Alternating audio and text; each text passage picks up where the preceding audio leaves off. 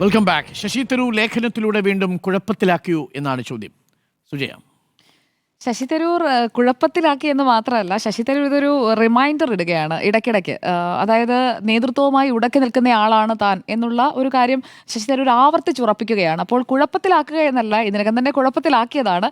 അത് ഇടയ്ക്കിടയ്ക്കൊന്ന് ഓർമ്മിപ്പിക്കുകയാണ് ചെയ്തുകൊണ്ടിരിക്കുന്നത്. അത് ഈ വർഷമാണ് ഏറ്റവും കൂടുതലായി അദ്ദേഹത്തിൻ്റെ ഭാഗത്ത് നിന്ന് നമ്മൾ കണ്ടു തുടങ്ങിയത്. ഫെബ്രുവരി മുതൽ ശരിക്കും അദ്ദേഹം തുടങ്ങിയിട്ടുണ്ട് എന്നാണ് എനിക്ക് തോന്നുന്നത്. കാരണം നമ്മുടെ സ്റ്റാർട്ടപ്പ് എക്കോസിസ്റ്റത്തെ പുകഴ്ത്തിക്കൊണ്ടുള്ള അദ്ദേഹത്തിൻ്റെ പ്രതികരണം വരുന്നത്, അല്ലെങ്കിൽ അതിന്മേലുള്ള വിവാദങ്ങൾ തുടങ്ങുന്ന ഫെബ്രുവരിയിലാണ്. പിന്നീട് ഓപ്പറേഷൻ സിന്ദൂറായി, അത് കഴിഞ്ഞ് യാത്രയായി. അങ്ങനെ ശശി തരൂർ കൃത്യമായിട്ടൊരു ടൈം ഫ്രെയിം വെച്ചിട്ട് ഇങ്ങനെ ഓപ്പറേറ്റ് ചെയ്ത് വളരെ 2 മാസം കൂടുമ്പോൾ അദ്ദേഹത്തിന്റെ ഒരു സ്റ്റാൻഡ് എന്താണ്, നിങ്ങൾ മറന്നുപോയെങ്കിൽ ഇതാണ് എൻ്റെ സ്റ്റാൻഡ് എന്നിങ്ങനെ പറഞ്ഞുകൊണ്ടേ ഇരിക്കുന്നതാണ് നമ്മളിവിടെ കാണുന്നത്. ഇവിടെ ഓർമ്മിക്കുന്നതായിരിക്കും ഞാനിവിടെ മോദിയെ ഓർമ്മിപ്പിക്കുന്നതാണോ അതോ തന്നെ തഴഞ്ഞുകൊണ്ടിരിക്കുന്ന കോൺഗ്രസ് നേതൃത്വത്തെയും രാഹുൽ ഗാന്ധിയും ഒക്കെ ഓർമ്മിപ്പിക്കുന്നതാണോ? നിങ്ങൾക്ക് കിട്ടിയതൊന്നും നിങ്ങളുടെ നേട്ടമല്ല, നിങ്ങളുടെ കുടുംബത്തിന്റെ പേരുകൊണ്ട് നിങ്ങൾക്ക് കിട്ടിയതാണ് എന്നുള്ളതാണ് ഈ അവസാനത്തെ ലേഖനത്തിലും പറഞ്ഞു വെച്ചിരിക്കുന്നത്. അല്ലാതെ മറ്റു കുടുംബങ്ങളെക്കുറിച്ചൊക്കെ വലിയ റിസർച്ച് ചെയ്ത് എഴുതിയ ഒരു ലേഖനമാണ് എന്ന് താങ്കൾ വിലയിരുത്തുമ്പോഴും ഇത് കൃത്യമായി രാഹുൽ ഗാന്ധിയും പ്രിയങ്ക ഗാന്ധിയും പേര് പറയുകയും എന്തുകൊണ്ട് ഈ കുടുംബാധിപത്യം ഇന്ത്യയിൽ വർക്ക് ചെയ്യുന്നതിനെ കുറിച്ച് അതാണ്. ഇന്ത്യൻ രാഷ്ട്രീയം ഒരു കുടുംബ ബിസിനസ് എന്ന് പറയുമ്പോൾ അതിൽ പ്രിയങ്ക ഗാന്ധിയും വാദ്രയും എല്ലാം ഉൾപ്പെടുന്നുണ്ട്. റോബർട്ട് വാദ്രയുടെ ബിസിനസ്സാണ് ഇതിൽ പറയാതെ പോയിരിക്കുന്ന ഒരു അണ്ടർലൈങ് ഫാക്ടർ എന്നുള്ളത് കൂടി നമ്മൾ മനസ്സിലാക്കണം. കാരണം ഈ കുടുംബത്തിന്റെ പേര് ഉപയോഗിച്ച് ഏറ്റവും കൂടുതൽ കച്ചവടം നടത്തുന്ന ആരാണ്? അത് വദ്രയാണ്. അപ്പോൾ ആ വദ്രയെ തന്നെയാണ് ഫോക്കസ് ചെയ്തുകൊണ്ട് ഈ ലേഖനം എഴുതിയിരിക്കുന്നത്. ആ പേര് പറഞ്ഞിട്ടില്ല എന്ന് മാത്രമേ ഉള്ളൂ. ഇന്ത്യൻ രാഷ്ട്രീയത്തെ തന്റെ ബിസിനസ് വളർത്തുന്നതിനായി ഉപയോഗിക്കുന്ന ഏറ്റവും നല്ല ബിസിനസ്മാൻ ആരാണെന്ന് ചോദിച്ചു കഴിഞ്ഞാൽ അത് ജയ്ഷാ ഒന്നുമല്ല, അത് കൃത്യമായി വദ്ര തന്നെയാണ്. വദ്ര ഇപ്പോൾ രാഷ്ട്രീയത്തിലേക്ക് വരാൻ വേണ്ടി നോക്കി, സ്ഥാനാർത്ഥിയാകാൻ നോക്കി, അതും നടന്നില്ല. അത് നമ്മൾ കണ്ടതാണ്, വാർത്തകളായതാണ്. പറ്റിയിരുന്നെങ്കിൽ വദ്രയും ഒരു MP ആയേനെയും. എന്തുകൊണ്ടോ അത് നടന്നില്ല. അപ്പോൾ യഥാർത്ഥത്തിൽ ആ കുടുംബം മുഴുവൻ പാർലമെന്റിലേക്ക് എത്തുന്ന ഒരു സാഹചര്യം ഉണ്ടാക്കാനാണ് നോക്കിയത്. ഇപ്പോൾ വദ്ര മാത്രമല്ലേ ഉള്ളൂ പുറത്ത്. ഇനിയിപ്പോൾ റെയ്ഹാനും മകളും ഒക്കെ വരുന്നതായിരിക്കും നമ്മൾ കാണാൻ പോകുന്നത്. ഇവിടെ നെഹ്റു ഗാന്ധി കുടുംബം തങ്ങൾക്ക് ഈ നേതൃത്വം അല്ലെങ്കിൽ നേതൃത്വത്തിലേക്കുള്ള തങ്ങളുടെ അവസരങ്ങൾ അതൊരു ജന്മ അവകാശമായി കാണുന്നു എന്ന് പറയുമ്പോൾ ഇതുവരെ വന്നിട്ടുള്ളതെല്ലാം അങ്ങനെ തന്നെയല്ലേ. ഇന്ത്യയുടെ ആദ്യത്തെ പ്രധാനമന്ത്രി ജവഹർലാൽ നെഹ്റു മുതൽ ഇങ്ങോട്ട് ആ കുടുംബത്തിലെ എല്ലാവർക്കും പദവികൾ കിട്ടിയിട്ടില്ലേ? അപ്പോൾ അവർ രക്തസാക്ഷിത്വം വഹിച്ചുകൊണ്ട് തങ്ങളുടെ പിൻതലമുറകൾക്കായിട്ട് അത് നേടിക്കൊടുത്തതാണ് എന്നൊക്കെ പറയുമ്പോൾ അങ്ങനെയല്ല. കൃത്യമായി ജോലി ചെയ്ത് താഴെത്തട്ടിൽ പ്രവർത്തിച്ച് വന്ന ആളുകൾക്കൊക്കെ ഈ ഈക്വൽ റൈറ്റ്സ് ഇന്ത്യൻ രാഷ്ട്രീയത്തിൽ കോൺഗ്രസ് കൊടുത്തിട്ടുണ്ടോ എന്ന ചോദ്യം കൂടി അവിടെ നിൽക്കുന്നുണ്ട്. ഇതിൽ അദ്ദേഹം പറഞ്ഞിരിക്കുന്ന ഒരു വാചകം, it is time to trade dynasty for meritocracy എന്നാണ്. അപ്പോൾ ഡൈനാസ്റ്റിയുടെ ഭാഗമായി നിൽക്കുന്ന ആളുകൾക്ക്, ഡൈനാസ്റ്റി പൊളിറ്റിക്സ് എന്ന് പറയുന്നത് അതിപ്പോൾ ഏത് പാർട്ടിയിലായാലും ഇന്ത്യൻ ജനാധിപത്യത്തിന് നല്ലതല്ല എന്ന് സ്വതന്ത്രമായി ചിന്തിക്കുന്ന ആർക്കും പറയാൻ സാധിക്കുന്ന കാര്യമാണ്. ഇവിടെ നടന്നുകൊണ്ടിരിക്കുന്നത് രാഹുൽ ഗാന്ധിയുടെ കുടുംബത്തെ സംബന്ധിച്ചിടത്തോളം ഒരു ഡൈനാസ്റ്റിക് സക്സഷനാണ്. അതായത് ആ ഡൈനാസ്റ്റിയുടെ ഭാഗമായ ആളുകൾക്ക് തുടർച്ച കിട്ടുകയാണ്. വയനാട് സീറ്റ് പ്രിയങ്ക ഗാന്ധിക്ക് ശേഷം ആർക്കാണെന്ന് ചോദിച്ചാൽ റെയ്ഹാനായിരിക്കാം. അങ്ങനെയാണ് സംഭവിക്കാൻ പോവുക. അതിനെയാണ് ശരിക്കും എക്സ്പോസ് ചെയ്യേണ്ടത്. അത് ശശി തരൂർ ചെയ്തത് തെറ്റാണ് എന്ന് ഞാൻ കരുതുന്നില്ല. കാരണം അദ്ദേഹത്തിന് തോന്നിയ കാര്യമാണ്, അത് അദ്ദേഹം പറയുകയാണ്. അല്ലാതെ നരേന്ദ്രമോദിക്ക് വേണ്ടി പറഞ്ഞു അല്ലെങ്കിൽ BJPയെ കുറിച്ച് പറഞ്ഞില്ല എന്ന് പറയുമ്പോൾ ഈ രാഹുൽ ഗാന്ധിയുടെ കുടുംബത്തിന് കിട്ടിയതുപോലെയുള്ള ഒരു സക്സഷൻ താങ്കൾ നേരത്തെ സൂചിപ്പിച്ച BJPയുടെ അല്ലെങ്കിൽ BJPയുടെ ഭാഗമായി നിൽക്കുന്ന സഖ്യകക്ഷികളുടെ 30 കുടുംബങ്ങൾക്ക് അങ്ങനെ കിട്ടിയിട്ടുണ്ടോ എന്നുള്ള കാര്യം നോക്കണം. BJP മാത്രമാണ്. ശരി.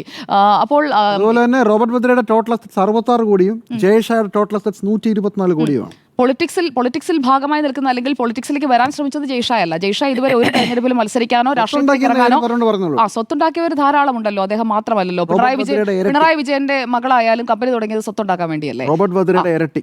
ഓക്കെ. അപ്പോൾ എന്തായാലും റോബർട്ട് വദ്ര തെരഞ്ഞെടുപ്പിൽ മത്സരിക്കാൻ ശ്രമിച്ചു എന്നുള്ളത് താങ്കൾ നിഷേധിക്കുന്നില്ലല്ലോ. MP ആകാനും പാർലമെന്റിലേക്ക് ശ്രമിച്ചു, നടന്നില്ല. ശ്രമിച്ചപ്പോൾ തന്നെ അത് എക്സ്പോസ് ആയി, അതുകൊണ്ട് അത് നടന്നില്ല. അല്ലാത്ത പക്ഷം രാഷ്ട്രീയം തന്നെ. ശരി. അപ്പോൾ സ്വത്തുണ്ടാക്കിയത് അദ്ദേഹം മാത്രമല്ല എന്നതുകൊണ്ടാണ് ഞാൻ കേരളത്തിൽ ഉദാഹരണവും കോട്ട് ചെയ്തത്. ശരി. അപ്പോൾ കേരളത്തിലെ ഒരു ഉദാഹരണം ഞാൻ കോട്ട് ചെയ്തതിനോട് താങ്കൾക്ക് വിയോജിപ്പുണ്ടാകില്ലല്ലോ. ഓക്കെ, ശരി. വിഷയത്തിലേക്ക് വരാം. ഇവിടെ ഇപ്പോൾ ഈ ഡൈനാസ്റ്റിക് സക്സഷനെ ശശി തരൂർ എതിർത്തതിനെ ആർക്കാണ് തിരിച്ചു മറുപടി കൊടുക്കാൻ പറ്റുക? നിങ്ങളൊക്കെ സംസാരിച്ചപ്പോൾ ഇവിടെ പറഞ്ഞല്ലോ, സ്പിയർ സുനിലും പറഞ്ഞു ഇതിന് മറുപടി കൊടുക്കുന്ന ഒരു സാഹചര്യം ഉണ്ടാകില്ലെന്ന്. ആരാണ് മറുപടി കൊടുക്കുക? മറുപടി കൊടുത്താൽ സ്വന്തം കുഴി തോണ്ടുകയല്ലേ. ഈ നേതൃത്വത്തെ വിമർശിക്കാൻ കോൺഗ്രസിലുള്ള ആർക്കെങ്കിലും പറ്റുമോ? രാഹുൽ ഗാന്ധിക്കെതിരെ എന്തെങ്കിലും മിണ്ടാൻ പറ്റുമോ?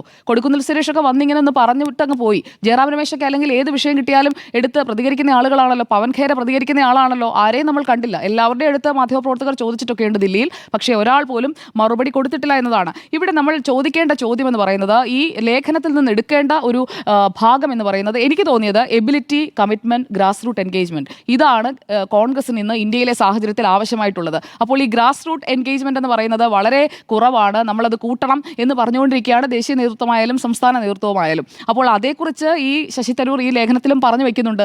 അത് വേണമെന്നില്ല, നിങ്ങൾക്ക് ഇതുണ്ടെങ്കിൽ അത് വേണമെന്നില്ല എന്ന് പറയുമ്പോൾ അതല്ല ഇതാണ് മുഖ്യമെന്ന് രാഹുൽ ഗാന്ധിക്ക് ഒരു സ്റ്റേറ്റ്മെന്റ് നടത്താമല്ലോ.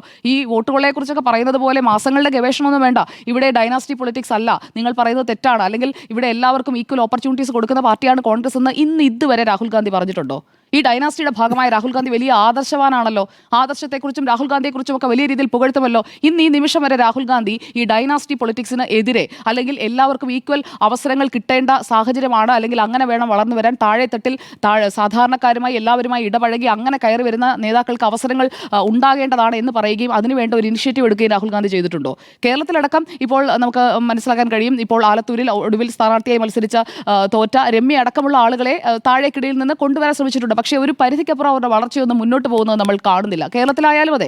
അപ്പോൾ അങ്ങനെ ഏതെങ്കിലും ഒരു സ്റ്റേറ്റ്മെന്റ് രാഹുൽ ഗാന്ധി നടത്തുകയാണെങ്കിൽ ശശി തരൂർ പറഞ്ഞതിനെ നമുക്ക് പൂർണ്ണമായും തള്ളിക്കളയാം. ശശി തരൂരിന് കൊതിക്കുറവ് കൊണ്ട് പറയുന്നതാണ്, തനിക്ക് അവസരങ്ങൾ കിട്ടാത്തത് കൊണ്ട് പറയുന്നതാണ്, ശ്രദ്ധ നേടാൻ പറയുന്നതാണ്, ശ്രദ്ധ ക്ഷണിക്കലാണ് എന്നൊക്കെ പറയാം. പക്ഷേ രാഹുൽ ഗാന്ധി ഒന്നും ഇതിനെ ഒരിക്കലും എതിർത്തിട്ടുമില്ല, ഇങ്ങനെയല്ല എന്ന് കാണിക്കുന്നതിനായിട്ടുള്ള ഒരു ആക്ടിവിറ്റിയും അദ്ദേഹത്തിന്റെ ഭാഗത്ത് നിന്ന് ഉണ്ടായിട്ടില്ല. ഇവിടെ മല്ലികാർജ്ജുൻ ഖർഗെക്കെതിരെ ശശി തരൂർ മത്സരിച്ച ഒരു സാഹചര്യം കൂടി ഓർമ്മയുണ്ടാകുമല്ലോ. അന്ന് ആ മത്സരം ഒഴിവാക്കുന്നതിന് വേണ്ടി ശശി തരൂരിനെ പരമാവധി ഒറ്റപ്പെടുത്തിയതാണ് കേട്ടോ ഈ ഡൈനാസ്റ്റിയുടെ ആൾക്കാരെല്ലാവരും കൂടി. അപ്പോൾ എന്നിട്ടും അദ്ദേഹം മത്സരിക്കുകയും അദ്ദേഹത്തിന് 1041 വോട്ടുകൾ കിട്ടുകയും ചെയ്തു. അത് വെറുതെ കിട്ടിയതല്ല, ഈ ഡൈനാസ്റ്റിക്കെതിരെയുള്ള വോട്ടാണ് അന്ന് കിട്ടിയത്. ഈ ഡൈനാസ്റ്റി പൊളിറ്റിക്സ് മല്ലികാർജ്ജുൻ ഖർഗെയെ നേരിട്ട് കൊണ്ടുവന്ന് നിർത്തിയപ്പോൾ മല്ലികാർജ്ജുൻ ഖർഗെയുടെ മെറിറ്റിനെ ഒന്നും ഞാൻ ക്വസ്റ്റ്യൻ ചെയ്യുന്നില്ല. അദ്ദേഹം ഒരു ടോൾ ലീഡർ തന്നെയാണ്, അദ്ദേഹം വരുന്ന പശ്ചാത്തലവും ഒക്കെ ഞാൻ റെസ്പെക്ട് ചെയ്യുന്നു. പക്ഷേ അദ്ദേഹത്തെ തീരുമാനിക്കുന്നു ഡൈനാസ്റ്റി. അതിനെതിരെ അന്ന് മത്സരിച്ചയാളാണ് ശശി തരൂർ. അപ്പോൾ ഈ ലേഖനം എഴുതാനായിട്ട് നരേന്ദ്രമോദി പറഞ്ഞിട്ട് എഴുതിയതാണ്, അല്ലെങ്കിൽ നരേന്ദ്രമോദിക്ക് വേണ്ടി എഴുതിയതാണ് എന്നൊക്കെ പറയുമ്പോൾ അന്ന് ആ മത്സരിച്ചപ്പോൾ നരേന്ദ്രമോദി പറഞ്ഞിട്ടാണോ? അങ്ങനെയാണെങ്കിൽ നിങ്ങൾ അങ്ങനെയും പറയുമല്ലോ. ഇവിടെ റേസ് ടു ക്ലിഫ് ഹൗസ് അതാണിപ്പോൾ നടക്കാൻ പോകുന്നത് അല്ലേ? 6 മാസം കഴിഞ്ഞാൽ ഇവിടെ നിയമസഭാ തെരഞ്ഞെടുപ്പാണ്. ഞാൻ കരുതുന്നത് ഈ മുഖ്യമന്ത്രി കസേരയിൽ കണ്ണുള്ള മറ്റു നേതാക്കളെ പോലെ ശശി തരൂരിനും അതിലൊരു കണ്ണുണ്ട്. അത് കഴിഞ്ഞ തെരഞ്ഞെടുപ്പിൽ 2024 തെരഞ്ഞെടുപ്പിന് മുൻപ് ഒക്കെ നടന്നിട്ടുള്ള പല അവസരങ്ങളിൽ, പല അഭിമുഖങ്ങളിലൊക്കെ 2021 ശേഷമുള്ള അദ്ദേഹത്തിന്റെ പല പ്രതികരണങ്ങളിൽ, 21 ശേഷം ആട്ടോ ഈ മോഹം തുടങ്ങിയത്. 2021 കോൺഗ്രസ് അധികാരത്തിലേക്ക് വരാതിരിക്കുകയും തുടർഭരണം കിട്ടുകയും ചെയ്തതിനു ശേഷം അദ്ദേഹം പല അവസരങ്ങളിൽ അദ്ദേഹത്തിന്റെ കേരള രാഷ്ട്രീയത്തിലേക്ക് വരാനായിട്ടുള്ള താല്പര്യം അദ്ദേഹം പ്രകടിപ്പിച്ചിട്ടുള്ളതാണ്. 6 മാസം മാത്രം ഇവിടെ തെരഞ്ഞെടുപ്പിന് നിൽക്കുമ്പോൾ ഇങ്ങനെ ഇവരെ കുറ്റം പറയുന്നതിന് പിന്നിൽ കൃത്യമായിട്ടുള്ള ഒരു റീസൺ ഉണ്ട്, അല്ലെങ്കിൽ അദ്ദേഹം ഇത് ചർച്ചയാക്കുന്നത് കോൺഗ്രസ് തന്നെ പിടിച്ചു പുറത്താക്കാൻ വേണ്ടിയിട്ടുള്ള അടുത്ത നീക്കമാണ്. അങ്ങനെയും അതിനെ വായിച്ചെടുക്കാൻ സാധിക്കും. കാരണം പാർട്ടിയിൽ അവഗണിക്കപ്പെടുന്നു. KC വേണുഗോപാൽ ഹൈക്കമാൻഡിൽ നിന്ന് വന്ന് ഇവിടെ ഫോക്കസ് ചെയ്യുമ്പോഴേക്കും തന്റെ മുന്നിലുള്ള എതിരാളികളിൽ ഒരാൾ കൂടി കൃത്യമായി കൂടുകയാണെന്ന് ശശി തരൂർ തിരിച്ചറിയുകയാണ്. അപ്പോൾ പരമാവധി ഇറിറ്റേഷൻ ഉണ്ടാക്കുക, അത് മാത്രമാണ് ഈ ലേഖനത്തിന്റെ ലക്ഷ്യമല്ലാതെ രാജ്യത്തുള്ള എല്ലാവർക്കും അറിയാവുന്ന കാര്യം ഒരു ലേഖനമാക്കി എഴുതാൻ, അത് തയ്യാറാക്കാൻ വേണ്ടി അദ്ദേഹത്തിന് അത്രയ്ക്ക് റിസർച്ചിന്റെ ഒന്നും ആവശ്യമില്ല. അദ്ദേഹത്തിന് ഒരു 5 മിനിറ്റ് കൊണ്ട് ഇത് എഴുതി തീർക്കാൻ കഴിയുന്ന കാര്യമാണ് ഈ പ്രോജക്ട് സിൻഡിക്കേറ്റിൽ എഴുതിയിരിക്കുന്നത്. ഗൂഗിൾ ചെയ്ത് കഴിഞ്ഞിട്ടുണ്ടെങ്കിൽ ആർക്കും കിട്ടുന്ന ഡേറ്റയെ അതിൽ വന്നിട്ടുള്ളൂ, അല്ലാതെ ഒരുപാട് പഠിച്ചെഴുതേണ്ട സാധനങ്ങളൊന്നും അതിൽ ഉണ്ടായിട്ടുമില്ല. ഇതൊരു ഇറിറ്റേഷൻ ഉണ്ടാക്കാൻ വേണ്ടിയിട്ടുള്ള ഒരു ശ്രമം തന്നെയാണെന്നതാണ് എൻ്റെ അഭിപ്രായം. കുഴപ്പത്തിലാക്കാനാണ് നോക്കിയിരിക്കുന്നത്. പക്ഷേ കോൺഗ്രസ് ഇപ്പോൾ മിണ്ടാൻ പറ്റാത്ത ആശയക്കുഴപ്പത്തിലാണ് എന്നതാണ് എൻ്റെ ടേക്ക്.